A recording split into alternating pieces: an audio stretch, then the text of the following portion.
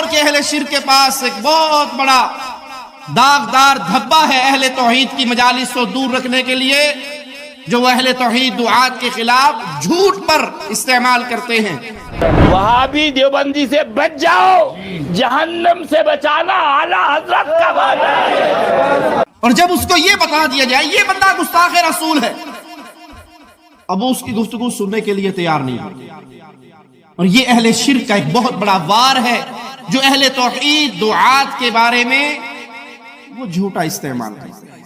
اور حقیقت بات یہ ہے، جو توحید کی طرف دعوت دیتا ہے، جو اس پیغام کی طرف بلاتا ہے جس پیغام کو پھیلانے کے لیے پیارے حبیب محمد کریم صلی اللہ علیہ وسلم کے مبارک طیب طاہر پاکیزہ جسم سے پاکیزہ خون زمین پہ گرا اس لا الہ الا اللہ کی دعوت کی بنا پر۔ اور جو انسان اس کی طرف بلاتا ہے کیا وہ کبھی گستاخ رسول بھی ہو سکتا ہے؟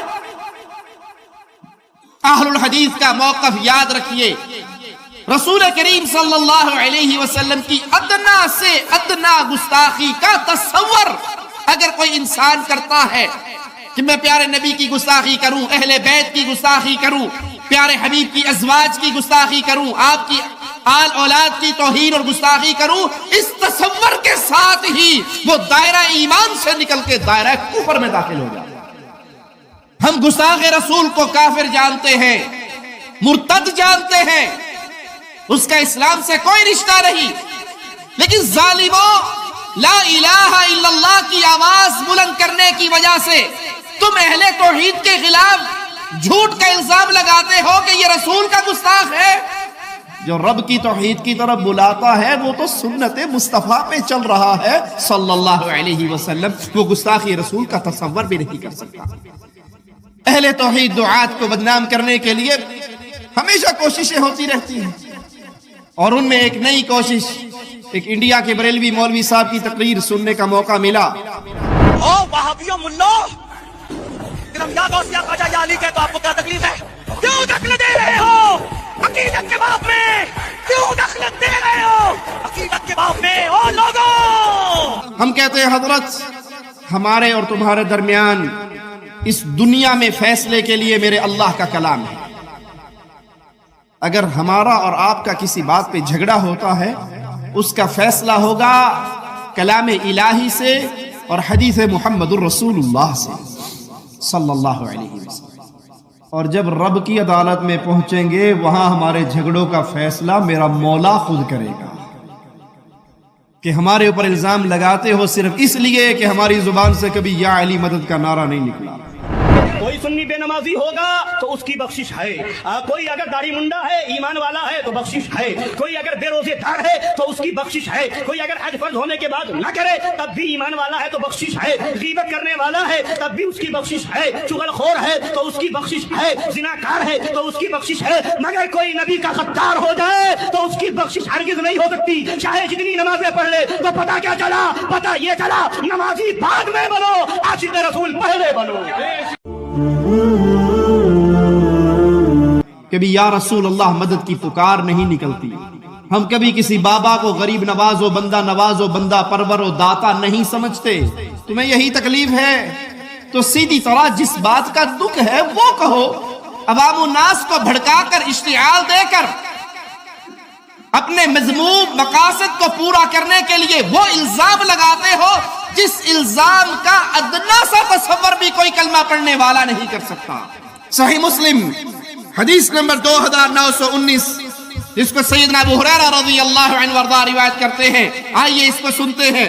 وہ فرماتے ہیں پیارے نبی صلی اللہ علیہ وسلم نے فرمایا لن ينجي احدا منكم عمله، تم میں سے کسی کا عمل اس کو قیامت کے دن نجات نہیں دلوا سکتا۔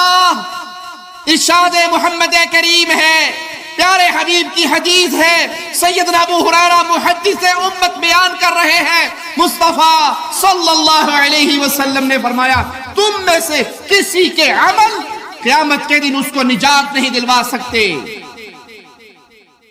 سائل سوال کرتا ہے قال رجل ولا ایاک یا رسول اللہ صلی اللہ علیہ وسلم، ایک شخص نے کہا ہے اللہ کے نبی کیا آپ کے عمل بھی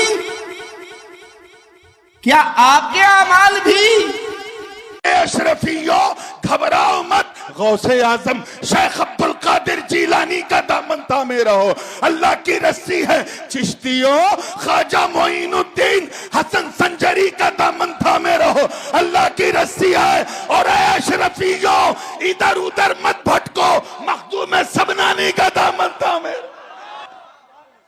تھام کے تو دیکھو، خدا کی قسم پکڑ کے تو دیکھو، ارے اگر مخدوم تک تیری رسائی نہیں ہے تو ان کے جانشین کا دامن تھام لے، تو ان کے کسی گھر کے کسی بچے کا دامن تھام لے، رب کی عزت کی قسم ہاتھ میں تیرے دامن سید ہوگا، جلوہ سید السادات کا نظر آئے گا۔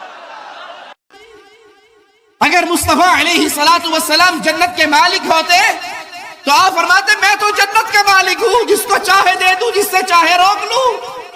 کہا آپ کے عمل بھی، آئیے پیارے حبیب محمد مصطفیٰ صلی اللہ علیہ وسلم کا فرمان سنے، قال وَلَا إِيَّايَ إِلَّا أَن يَتَغَمَّدَنِيَ اللَّهُ مِنْهُ بِالرَّحْمَةِ وَلَكِنْ سَدِّدُوا، ہاں میرے عمل بھی میں اپنے عملوں کے بل بوتے پر کامیاب نہیں ہو سکتا، یہاں تک کہ اللہ کی رحمت مجھے ڈھانپ لے۔ جو رسول صلی اللہ علیہ وسلم اپنی امت کو اس کے خالق و مالک کا تعارف یوں کروا رہے ہیں کہ کسی کی عمل قیامت کے دن اس کے لیے نجات کا ذریعہ نہیں بن سکتے۔ صحابی پوچھتے ہیں آپ کی عمل؟ کہا ہاں میرے عمل، جب تک اللہ کی رحمت نہ ہو جائے، اللہ مجھے اپنی رحمت کی چادر میں ڈھانپ نہ لے۔ استقامت اختیار کرو، نیک عمل کرتے رہو، لیکن رب سے اس کی رحمت کا سوال کرتے رہو۔ آج امت کو یہ درس دیا جائے اور تم سمجھو کہ تمہارے اس بدعقیدہ جملوں پر اہل توحید دعات خاموش رہیں گے۔ تم یہ سمجھو کہ اہل توحید دعات پر گستاخ رسول کے جھوٹے آوازیں لگا کر ہم ان سے امت کو اور قوم کو روکتے رہیں گے۔ رب محمد کی قسم یہ تمہارا جھوٹا خواب ہے جو کبھی پورا نہیں ہو سکتا۔ تم ہمارے اوپر جو چاہے زبانیں دراز کر لو، جب تک اس جسم میں خون کا آخری قطرہ دوڑے گا رب کی توحید کا وعدہ بلند ہوتا رہے گا۔ نہ یہ گولیوں سے رک سکتا، نہ یہ بموں سے رک سکتا، نہ جیل کی سلاخوں سے رک سکتا۔ یہ زبان اللہ نے دی ہے، اس کا حق ہے اپنے رب کی توحید کے آوازیں کو بلند کرتی رہے اور کرتی رہے گی انشاءاللہ۔ اس گردن کو اس جسم سے کاٹ کر جدا کرنا ممکن ہے، اس زبان سے غیر اللہ کی پکار بلند کروانا ممکن میرے رب کی رحمت سے۔